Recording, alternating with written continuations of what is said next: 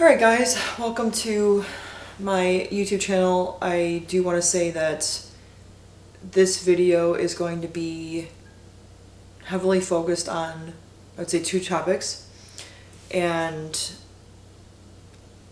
what I actually really hope from this conversation is I hope that if you do choose to listen to what I'm saying, that maybe you're able to comprehend a different perspective on the two words that I'm actually going to talk about. So the first word I'm going to talk about is the word love. So, I mean, I could go down like a huge rabbit hole about a lot of different things, but I'm going to try to get to my actual point. So a lot of us have probably grown up in broken homes. A lot of us have probably had a lot of traumatizing things happen to us because realistically the generations above us definitely had it worse, and they also had to live their life with less. And it's actually crazy to think about a world without, let's say like the cell phone, and to think about a life without technology, honestly. So I think a lot of our parents did the best that they could, but maybe for some of us it wasn't enough, and maybe they realized, too late in life that, their actions and their projections and their insecurities actually affected you as an adult. I think a lot of us have actually gone through a lot in terms of whether it's like psychological abuse, mental and emotional abuse, or even physical abuse. And I think that the reason why I think that our society now more so talks about mental health is because I think that because of social media, everything almost like comes to light a lot faster. You can't get away with what you could in the past because, you're going to get called out. We could write Facebook statuses. Like I would say, I don't know about your guys' parents, but my mom loves Facebook. She uses like Facebook like it's her cat sanctuary diary. One of her goals actually, I'd say like in her years in the future, is she wants to have a cat sanctuary. Like she would rather not have a home to live in, and she'd rather just take care of all these cats. But anyways, my point more so is the hardest thing to do in life right now is to be an adult. It's hard to be an adult when some of our parents didn't actually teach us how to be an adult and how to actually be a good one.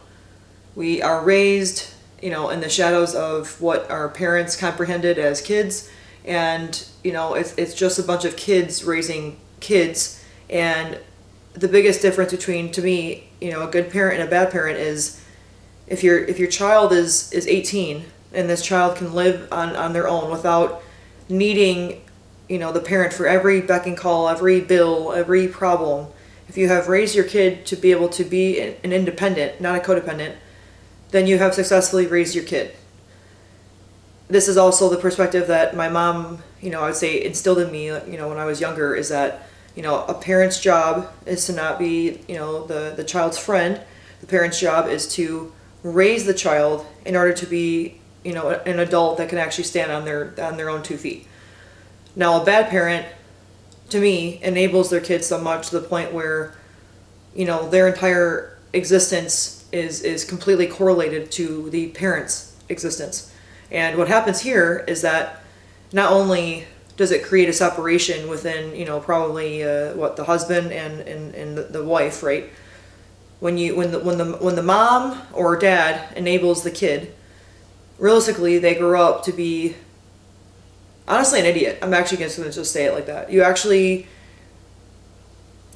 It's actually so funny to me. Well, it's actually not funny. It's dark humor.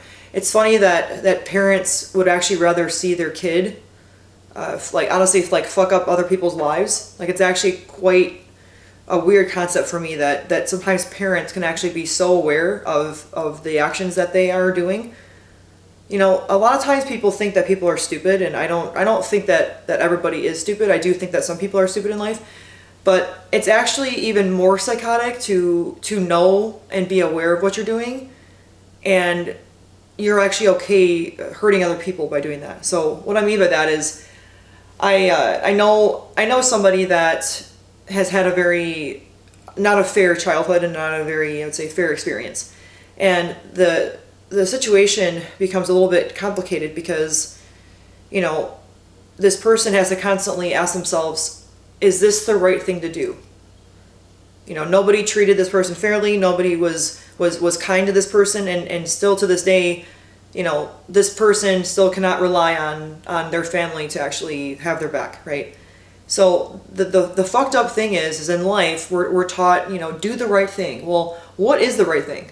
How do you do the right thing while still maintaining your own integrity, while respecting your own boundaries, while still not looking like an asshole to people that, you know, cannot comprehend why you've actually had to create distance? Like, what is the right thing to do? Well, there is no right answer to that, because I think it's, you know, to each of their own, you know, to answer that. But the fucked up thing becomes the person that actually decides to choose themselves has to actually live with the fact that, you know, maybe their entire life they're gonna live and have all these crazy experiences, whether it's, you know, evolving, or, you know, getting to the next level in life, or, you know, getting married or having a family. Like, this person has to comprehend that the people that, you know, this person used to know is not going to be a part of that. And nobody, and no school or teacher or professor or coach or therapist, like, I'd say, prepares you for the heartbreak that you have to actually face as an adult, and then you're still responsible to, you know, have a job, work hard, you know, be on time, which I struggle with, and you're supposed to just like live this life full of responsibilities, yet you were not taught to be responsible, you were actually taught how to fail. So not only do I feel that the school system fails us miserably, honestly, I think that a lot of times the school is programming us to think whatever way that the curriculum is supposed to, you know, teach us. And then a lot of it also is perspective based, right? So if you have a certain view over here, you know, you're gonna relay the information in this form, right? And everything offends everybody nowadays. Like, let's just be honest. Everything's offensive. Everything's everything. You know, you can't say blah, you can't say this, because everyone's feelings get hurt over the truth. And if you say one wrong thing, you know, apparently, like, you're making fun of somebody, but really it's just, it was like the norm like 30 years ago, but now it's not. And it's like all these crazy, like, weird, like, rulings, you know, and it's actually very hard to keep up with. And the world honestly has failed us as adults. I don't know if you guys feel that way, but I feel that the society in which we live in now is, you're supposed to be a perfectionist, but admit your mistakes. You're supposed to love, but like love yourself more. You're supposed to get married and have kids, but just make sure you pick the right one, because otherwise you're just going to be another person in the world that contributes to our society in a negative way, because now this person is growing up in a broken home with a broken family, with nothing planned, right? So everything that happens is now random, right? So now this kid is growing up in randomness. And then we expect this kid to succeed in life? Okay, that's a whole other thing. You know, we have to show up as our best, but no one actually teaches us how to get through our worst, right? Everyone says to go to therapy, but I find sometimes the most psychotic people say, whether they go or not, I'm not sure, I don't see the receipts, but I find that some of the most psychotic people go to therapy, and I'm like, what do you learn in therapy? Where is this information that you are constantly portraying that you learn, because you're so unaware of yourself that you actually don't go to therapy? You literally, I think, go to a friend. Or most people that have to constantly, you know, I would say, give feedback to people that they don't even do themselves. It's actually kind of insane. Like, people are actually insane. Like, I know I'm insane, but I think that other people are insane in like a more like fucked up, malicious way. Which leads me to my next point, is the next word that I actually wanted to focus on is feedback. I actually wrote about that in my caption today. I don't know, I woke up today, I woke up mad. I was very mad. I have sometimes these days where I'm just like, blah, like life doesn't make sense sometimes, and it's not even about like anything bad happening to me, so don't take it that way. It's more so just like, sometimes the experiences that I experience in life are just like, they leave me feeling like a question mark. You know, like the emoji where I'm like, Okay, so a lot of times in my life, everyone thinks that they know me. And they think that they know me because I actually act like myself in real life, like, which is really crazy if you think about it, because most people just walk around with not only a chip on their shoulder, but like an entire potato chip bag, and they expect to be comprehended showing up as their worst. And then it's like, but wait, like I'm a kind person. Why don't people see that in me? And it's like, well, do you actually act kind in public, or are you just a fucking mess? You're probably just a fucking mess. But my point more so is I actually show people exactly who I am, just the exact same way that I show up on camera, and I'm having a very honest conversation. You know, like I'm not bullshitting you. I'm actually trying not to think about so much what I'm saying, because what I do a lot is I'm trying not to hurt people's feelings with what I say, because my honest like thoughts in my brain are so blunt that I find that when I'm just talking, and I can, you know, be talking in the calmest tone ever, I find that everyone makes a problem about everything that I say. And I find it so funny, because shouldn't we actually appreciate feedback? Shouldn't we actually value like someone actually investing their energy that they probably don't have? Like, shouldn't we value that? Well, no, we don't, because again, back to our parents, we are taught that, you know, we are to be belittled our whole life. So therefore, when people actually care about us and have to give us feedback, we see it as like we're getting bullied. You know, it's like we're getting just punched in the mouth, and then it becomes a whole thing of like, well, but you and you and this, and it's like, wait a second, why are we not able to take accountability for our choices that we make? Why is that so hard as adults? Why? Oh, I understand why. Because again, parents focus sometimes so much on being the kids' friends that they don't know what it's like to actually have like the resistance, right?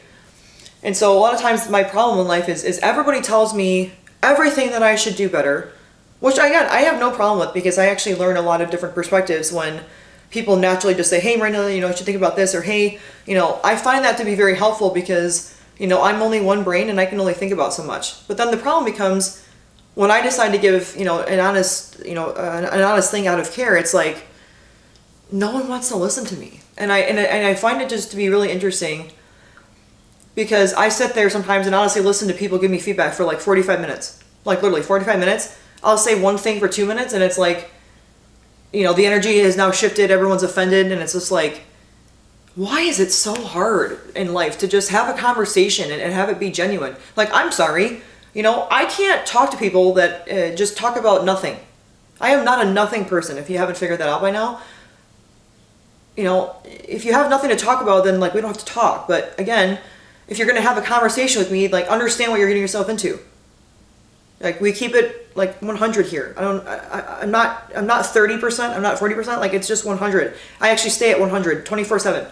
Anybody that knows me, like I would say probably Lucas is the only person that could probably say that, but like I stay at 100% of the time. No matter how much sleep I get, no matter how I feel, you know, because again, you know, everyone thinks that we have to care about your feelings, or we have to care about how wrong you've been done in life. No one gives a fuck. Like literally no one gives a fuck how shitty your life is. And no one also gives a fuck how broke you are. No one gives a fuck what happened to you yesterday. No one gives a fuck that you know, your mom actually treats your brother probably better than you. No one gives a fuck. You want to know why? Because at the end of the day, why are you going to hold on to your pain? Why is that a choice that you actually still continue to make? Why? Because what, you're just used to being hurt? Is that fun? And then again, the parent thing, going back to that topic, is parents teach us that it's okay to just hurt all the time. And then when you try to sometimes communicate, you know, the hurt, it's, but you, but I don't, and it's like, well, you can't even resolve things because people have the stick so far up their ass that they can't even like really register what you're saying, you know. So I actually think that everything I'm saying all ties into one topic of, I think all of us are fucked up. I think there's not one of us in the world that's just like has their shit together. I've actually noticed that some of the most perfect families that I grew up in, or like around, or like I used to admire from afar, you know, they don't appear to be perfect now. I mean, maybe they once did, but you know, social media is an illusion. Facebook is the worst illusion. I think that adults really go hard on there for some reason. It's like, that's like the older generation's app. Like that's, Facebook is their shit. And I just think everyone lies. And I think everyone lies to themselves. And then it's just easier to lie to everybody else because they're actually so used to lying that it just becomes easier to lie. Like I've actually been lied to a lot, I would say, in my 20s. And, you know, even with that being said, like I don't I haven't turned into a liar. I just also know that I'm very truthful in the words that I say, and I'm very consistent with the way that I show up in the world. And I think that because of that, I think that I intimidate people just by being myself, and that's not something that sometimes I can have control over. You know, I could watch my tone of voice, I can do all these things, and I can do them well.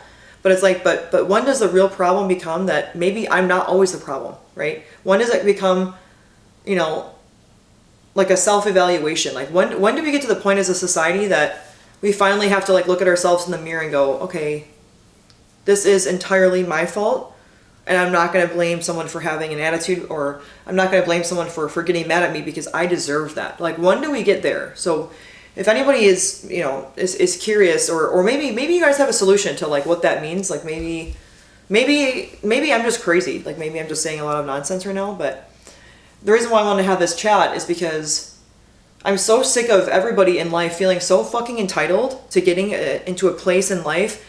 You know, everyone thinks that they work hard, and I'm going to tell you right now, if you pick and choose what you work hard at, you are not a hard worker. You are literally just average. That's it. Like, isn't that really interesting that I just said that? Everyone thinks that they work extremely hard, but not everybody actually really works hard. And also, our perspectives of work ethic are very different. But understand that, like, when you're listening to me talk, I'm coming from a very extreme perspective. You know, but my point is like, why are we all not striving to be our best? This isn't like a contest about who can be the most rich. This is actually like a, why would you want to settle in your life? Like, why would you actually want to just allow yourself to not win to the ultimate extent that you know that you can? I was actually, I was messaging this guy today, and I don't know, I talk a lot of shit, obviously, but it was funny because I said, he had said, you know, he was being vulnerable, which I appreciate. Like, I love when men can be vulnerable. Like, can we please promote that somewhere? Like maybe like a vulnerability squad or something? I don't know. We need more of that, because I think that men have a hard time understanding, like, when like they can be like vulnerable and when they can be, you know, a little bit more masculine. And honestly, shit, maybe women have the same thing. Like, why am I being sexist right now? I have no idea. Maybe I should just shut up. But anyways, I was talking to this guy, and he had said that he has a lot of fears, and he regrets, you know, not doing certain things in life because of the fears that he's had. And I jokingly said, like, you know, I eat fear for breakfast. Like, I actually thought that was pretty funny. And when I said that, you know, part of me was like, that's funny. But part of that was actually true. Like, I don't ever really, you know, think about a situation so much where I'm like, oh, I can't do that because of this. Like, I would describe myself as fearless.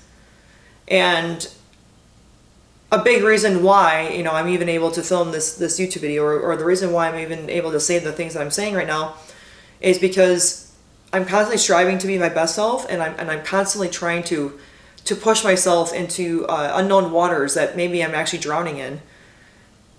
I always try to show up my best, and I'm always willing to learn. I'm always willing to take a back seat on something that I'm not really good at, and I'm willing to do that. And I'm also willing to share that with you guys. Anyways, my point more so is that, was I cap on this? I just dumped it out. I thought I'd like dumped out my whole third one. But I think that everything I talked about kind of correlates to just one overall problem, is that, you know, if we want to have a better life, then we actually have to take accountability for our life, which means, you know, navigating through the trauma we've experienced, which means, you know, showing up in a friendly, kind, approachable manner in life, because, you know, nobody actually wants to be alone or, like, you know, by themselves. Nobody actually wants that. Yet sometimes I think that our actions actually lead us there, and then sometimes I think that we're confused as to why, you know. And, you know, ask your friends for feedback. Ask your family for feedback. Ask them, hey, how do you perceive me? Like, what do you see, you know, in my personality? Like, what are my high points? What are my low points? When you can have the courage to ask people these questions, one, you're creating, you know, not only like vulnerability, but you're actually giving people a chance to be like, oh, okay, well, you know, he respects me enough that, or, you know, she respects me enough that I'm getting asked this question right now, because it's a very, I would say, valuable and respect. Honestly, it's actually very admirable to ask someone those questions. And I actually like to ask a lot of questions like that in my life with people that I meet, because, you know, to me it's important, you know, how I show up in a situation and how I actually show up in the world. You know, so I would say everything that I talked about is all one at the end of the day. You know, like the saying is like one of one. It's really all correlated and within the same family, honestly. You know, our childhood affects now. You know, the way that our parents raised us affect how we show up as adults. You know, if our parents were harder on us, we're probably a little bit more independent and probably a little bit more, you know, I don't know, maybe vocal, I don't know, about what we want in life. Maybe we have a chip on our shoulder, you know, maybe, you know, maybe we grew up in a household that there was constantly yelling, so therefore, you know, a lot of the person's life, maybe they spent their whole life yelling because that's all they heard and knew how to do. You know, like I could honestly sit here and admit to you that I definitely have shown up more in life in a more like an aggressive approach, I would say, up until years ago. And, you know, I kind of just got sick of my own narrative of like, you know, I was just sick and tired of being a victim in my own life, if I'm being completely honest with you. And so, you know, I still make mistakes from time to time, obviously, but I've definitely tried to work at, you know, assertively saying something without trying to come off as if I'm trying to like come at somebody, if that makes sense, you know. So, you know, there's always room for improvement, you know. There's always room to work harder and to be more and to be better. And, you know, if you're sick of losing, then you need to learn how to lose better so that you can actually win more. So I'll end it with that, and I appreciate you guys so much for watching. This was a super, you know, I'd say casual rant here, but, you know, one of my passions is speaking, and I hope to be very, you know, doing that very soon. And, you know, whenever I get that chance, I'm gonna have to really make sure that my effort is to make everybody in the audience actually feel what I'm saying and not just listen. That will be my goal. So thank you guys for watching, and I will catch you guys on the next one. It's time to go do a leg day, so we're also gonna film another YouTube doing that. So catch you guys in the next one. Bye bye.